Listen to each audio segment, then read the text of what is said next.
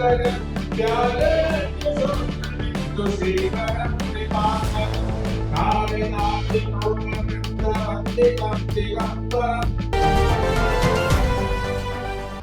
के महान किसान मजदूर नेता स्वामी सहजानंद सरस्वती जी की जयंती पर आज दिल्ली में देश भर से उनके समर्थकों और उनको मानने वाले लोगों के उपस्थिति में समारोह का आयोजन किया गया। देश स्वामी सहजानंद सरस्वती जी के विचारों को लेकर आगे बढ़ रहा है। स्वामी जी किसानों, मजदूरों, वंचितों, दलितों, पिछड़ों, वनवासियों, आदिवासियों और समाज के अंतिम व्यक्ति के प्रणेता थे। आज देश के प्रधानमंत्री जननायक माननीय नरेंद्र मोदी जी के नेतृत्व में स्वामी सहजानंद सरस्वती जी के सपनों का भारत साकार हो रहा है। हम देश के यशस्वी प्रधानमंत्री आदरणीय मोदी जी से अपील करते हैं कि पटना के बिहटा में जो हवाई अड्डा बन रहा है वह स्वामी सहजानंद सरस्वती जी के नाम पर समर्पित हो। साथ ही देश में एक कृषि विश्वविद्यालय स्वामी जी के नाम पर किया जाना चाहिए। हमें विश्वास है प्रधानमंत्री जी स्वामी जी के लिए जरूर यह अच्छा कार्य करेंगे। बिहार के जमींदार लोग उस परिवार और खानदान से थे, लेकिन स्वामी जी ने आज भले ही बिहार में राजनीतिक ताकत दिखाने के लिए स्वामी जी के नाम पर बड़े बड़े कार्यक्रम होते हैं, और मेरा दुर्भाग्य रहा कि स्वामी जी का जन्म लोग मनाते हैं शिवरात्रि के लिए। आज शिवरात्रि में मैं कहीं और रहता, लेकिन मैं रोहित जी को धन्यवाद देता हूं कि मुझे पूर्व संध्या पर परसों मनाया जाएगा, शिवरात्रि है, लेकिन आज हम सब उनको केवल याद करने के लिए नहीं, केवल हम उनको प्रणाम करने के लिए नहीं, याद दिलाना चाहेंगे। स्वामी सहजानंद सरस्वती जिस तरह से किसानों के लिए लड़ाई लड़ा, किसान आंदोलन चलाया, खास काम किया, कानून बनाया कि सर पर जो मैला आदमी का बिस्ठा ढोने का कार्यक्रम था उसके खिलाफ में कानून बनाया। मैं इसलिए कह रहा हूं, जात कोई भी हो, जब भी समाज में किसी वर्ग में चोट पहुंचता है, जो संवेदनशील नेतृत्व होता है वो उस चोट को सहन नहीं कर पाता है।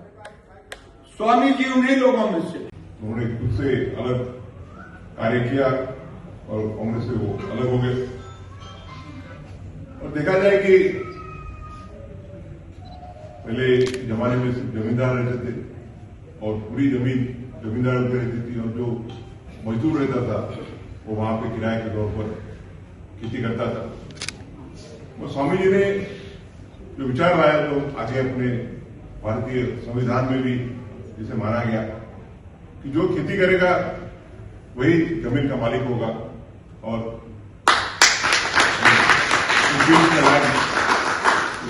Owner of the land. और जब जमींदारों ने जो किराएदार थे उनके ऊपर जुर्म उठाने चालू किए, तो स्वामी जी ने आंदोलन चालू किया, और उसी आंदोलन के तहत पहली बार जब आप सबने बकाश का नाम सुना होगा कि जो टेनेंट्स थे वो जो जमींदार थे उनकी जमीन का हल करते थे, उस जमीन में खेती करते थे, और इस प्रथा को बंद करने के लिए जो मजदूर खेती करता है वही मजदूर जमीन का मालिक हो, इसके लिए सबसे पहले बिहार में बिहार किराएदारी अधिनियम और बकाश भूमि कर पारित हुआ। गिरिराज सिंह ने बताया कि आपके मुख्यमंत्री जो थे उन्होंने स्वामी जी को भेंट में ये एक्ट दिया, और देखा जाए तो उसके बाद जब हमारा देश 1947 में 1947 में स्वतंत्र हुआ और 1950 में जब हमारी घटना मिली, संविधान मिला। उस दौरान हर राज्य में जो किसान मजदूरी करते थे, किराए के ऊपर खेती करते थे, उनके सबके प्रोटेक्शन के लिए पूरे देश में हर स्टेट में टेनेंसी प्रोटेक्शन एक्ट सभी लेजिस्लेचर्स ने इनैक्ट किए। इसकी तहत जो जो मजदूर वहां पे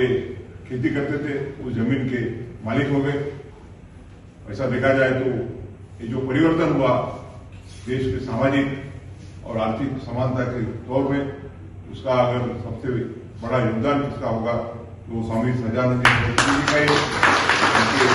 का विचार वाकई हमारे जो संविधान निर्माण हुआ, इसे हमने 25 नवंबर 1949 को पारित किया और 26 जनवरी 1950 से जो अमल में आया, उसे भी डायरेक्टिव प्रिंसिपल्स में इस देश में सामाजिक और आर्थिक समानता कैसी लाई जाए, इसके लिए काफी प्रोविजंस किए गए। कभी विस्तार में उसके ऊपर बात करेंगे। और बाद में इस देश का जो सबसे बड़ा कोई इंसान है तो किसान और मजदूरी है। अगर किसान नहीं रहेगा तो हमें खाने के लिए रोटी नहीं मिलेगी, और मजदूर खेती में काम नहीं करेगा तो भी हमको रोटी नहीं मिलेगी। इसके लिए स्वामी जी ने किसान और मजदूर वो दोनों को साथ में लाके संघर्ष करके इस देश में सामाजिक और आर्थिक इक्वालिटी, समानता लाने के लिए बड़ी कोशिश की। इसके लिए देश सदैव उनके प्रति आदरयुक्त रहेगा, उनके प्रति आभार व्यक्त करेगा, और उन्होंने जो कार्य किया है वो पूरे इतिहास में एक स्वर्ण अक्षरों से लिखा जाएगा। स्वामी जी ने तो किसानों और मजदूरों के लिए तो कार्य किया, और इसी के साथ साथ उन्होंने 1942 में अंग्रेज चलो जाओ भारत छोड़ो जो आंदोलन हुआ, उस आंदोलन में भी उन्होंने एक सक्रिय सहभाग किया, और उन्होंने वो आंदोलन के दरमियान उनको जेल में भी जाना पड़ा। और जब हमारे देश के नायक सुभाष चंद्र बोस, इनको उस बारे में पता चला कि 28 अप्रैल को स्वामी जी को शहीद किया गया,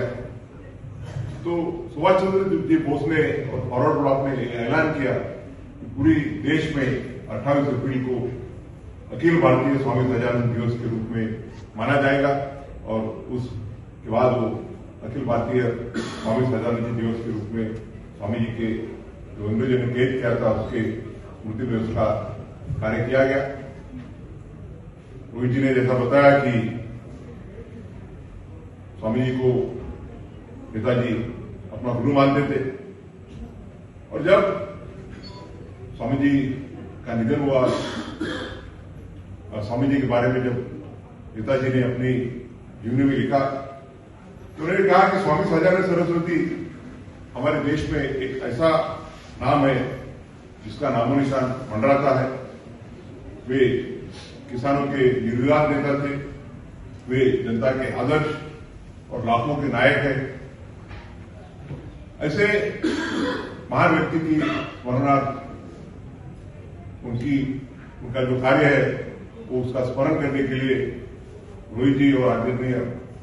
स्वामी जी जो हर साल एक कार्यक्रम का आयोजन करते हैं, उसके लिए मैं उनका अभिनंदन करना चाहता हूं, उनका अभिनंदन करना चाहता हूं। मुझे इस अवसर पर आके आप सबके सामने मेरे विचार रखने की जो अवसर स्वामी जी ने और रोहित जी ने दिया, उसके लिए मैं उनका शुक्रगुजार हूं। आप सबकी तरफ से स्वामी जी के प्रति फिर से विनम्र श्रद्धांजलि अर्पण करता हूं, और इस देश का जो भविष्य है उसमें किसानों के और मजदूरों के उनके जो हक है वो हक दिलाने के लिए, उनको आगे बढ़ाने के लिए हम सब स्वामी जी की जो कार्य है उसको आगे बढ़ाने के लिए एक हम कमिटमेंट करेंगे, ऐसी अपेक्षा करेंगे।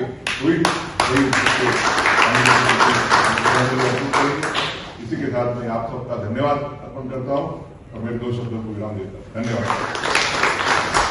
जीवन का सम्मान का काम है, जिससे प्रेरणा समाज को मिलेगी और समाज के लोगों को याद रहेगा हजारों सालों तक। हम आपसे भी एक आम नागरिक के रूप में आग्रह करना चाहते हैं, आप देश की विभूति हैं, और पूज्य अम्बेडकर जी के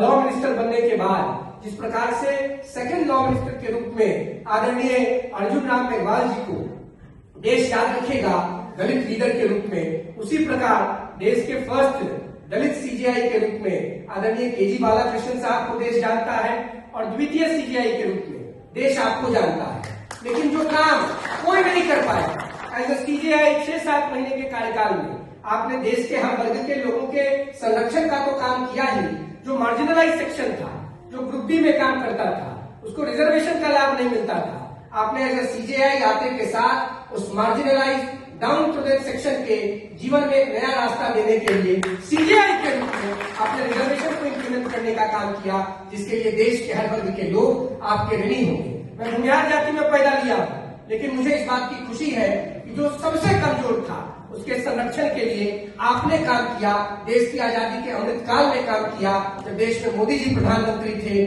तब आप सीजेआई थे और आपने उन वंचित वर्ग के लोगों के संरक्षण का प्रयास अपनी भूमिका के निर्वहन के रूप में किया। उसी प्रकार उस सभी वर्ग के लोगों के भगवान पूज्य ब्रह्मली निसंत स्वामी सहजानंद जी का कर्मभूमि बिहता रहा। बिहता पटना की राजधानी के बगल में है, पटना जिला में है, वहां पे एक इंटरनेशनल एयरपोर्ट बन रहा है, ऑलरेडी IIT बन चुका है। हम आपसे भी आग्रह करना चाहेंगे, आपके सिग्नेचर का बड़ा वैल्यू है, आपके लेटर हेड का बहुत बड़ा वैल्यू है। आप विचार करें, आप विमर्श करें, आप मंथन करें, आपको अगर उचित लगे और आपके कलम से एक चिट्ठी देश के प्रधानमंत्री को पूज्य स्वामी सहजानंद सरस्वती जी के निर्माण के 75 वर्षों 76 वर्षों के बाद उस बिहता एयरपोर्ट का नाम उनके नाम पर करने के लिए अगर हो, जिसने पूरा जीवन अपने लिए नहीं,